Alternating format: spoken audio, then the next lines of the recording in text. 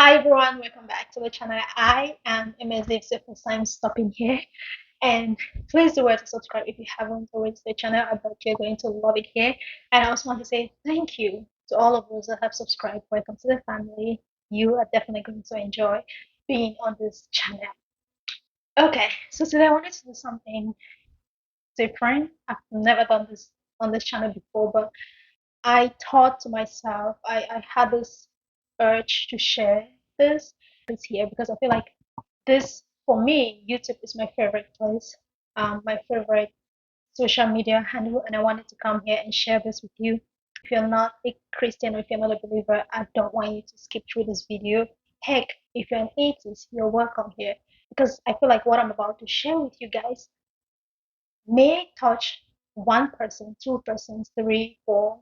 You never know, right? Because I've just been having this strong feeling to share this with you guys. And it's a story of King Josiah. Josiah was the fifth to the last king of Second Chronicles. Now, if you read this book of Second Chronicles, you know exactly what I'm talking about. But if you haven't, that is fine. You can go read it after this. But I wanted to share with you the story of King Josiah. King Josiah was the fifth to the last king of Second Chronicles. He became king at the age of 8 years old. He reigned for 31 years old. He was so prosperous. God was with him. Every battle, everything he did. But here is what I want you to pay attention. This is a part. So King Josiah, being so prosperous, being God's favorite, I would say, because his father, King Amos, did not have King Amon did not have this blessing, had no favor in God's eyes. So he reigned for like maybe a few months or a year and he passed away. So Josiah, from the age of 8 to when to this point in time in his life, had favor in God's eyes. And here is the part, like I said, I want you to pay attention. How he died.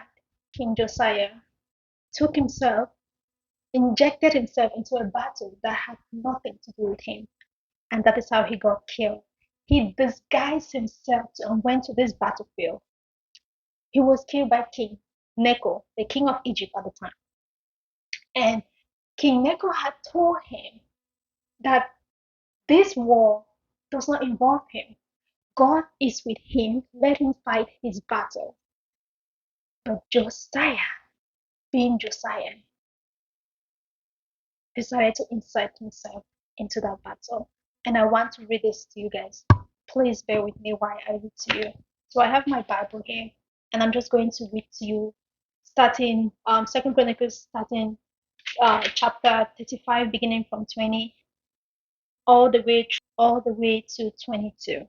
And it reads as follows, guys. It says, after all this, when Josiah had prepared the temple, Necho, king of Egypt, went up to fight at Carchemish at the Euphrates, and Josiah went out against him. But he sent envoys to him, saying, what have we to do with each other, king of Judah? I am not coming against you this day, but against the house with which I am at war. And God has commanded me to make haste. Cease opposing God who is with me, lest he destroys you. Nevertheless, Josiah would not turn away from him, but disguised himself in order to fight with him. This is the part that I found very interesting. The Bible says, nevertheless, Josiah the king would disguise himself in order to fight King Necho, king of Egypt. He did not listen to the words of Necho from the mouth of God, but joined the battle, and then he's going to be killed. The lesson I want us to take from here, especially as believers, is not to get comfortable. What made King Josiah feel so superior?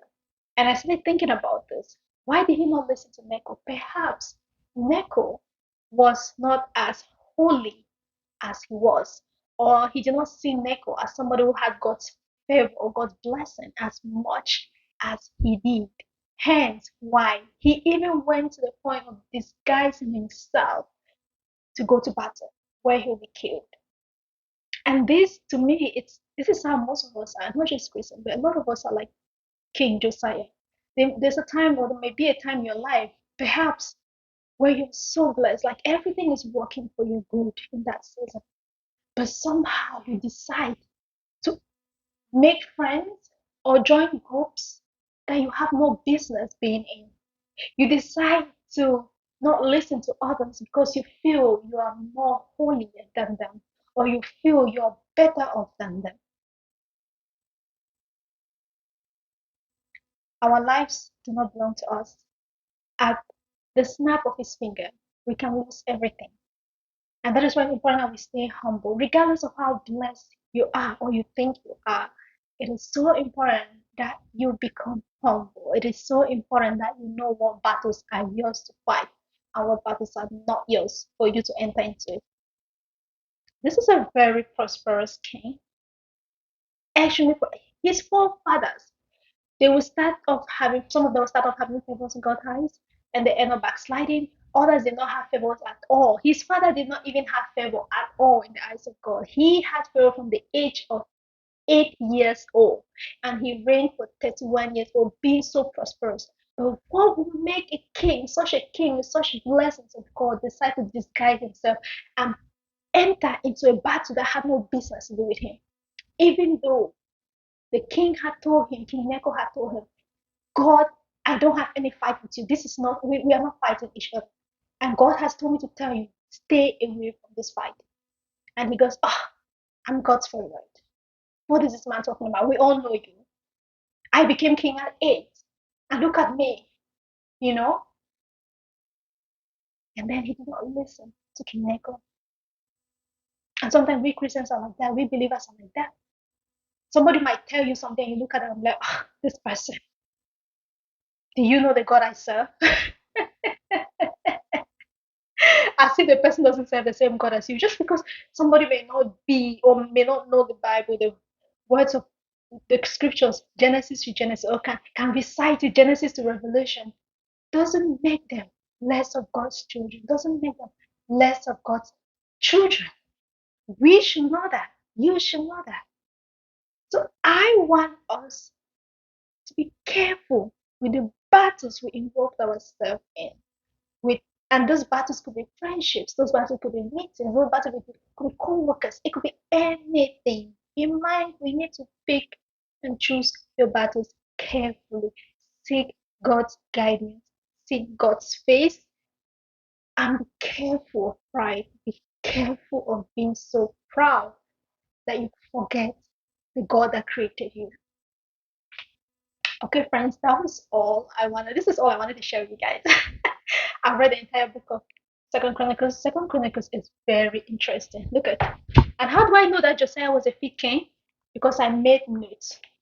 All of the kings of Second Chronicles, all of them. Continue. Second Chronicles. I made notes. And yes, Josiah. I made notes of all of them. So we have to be careful, friends. We have to be careful. Maybe in a season where you're so blessed that you turn to forget who created you. So we have to be careful, friends. I wanted to share that this has been in my heart, and I thought, why can I share this? If you have not read Second Chronicles, please read it. Let me know your thoughts about King Josiah. Let me know what you feel, and if you want me to read, if you want other Bible readings, or just let me know. Yeah, I don't know. I just wanted to share this with you guys. Let me know what your thoughts are. Okay. Thank you so much for being here. I truly appreciate it. Please give this video a thumbs up. Give it a thumbs up, like, subscribe, and of course, let me know in the comment section your thoughts. And I'll see you on the next video.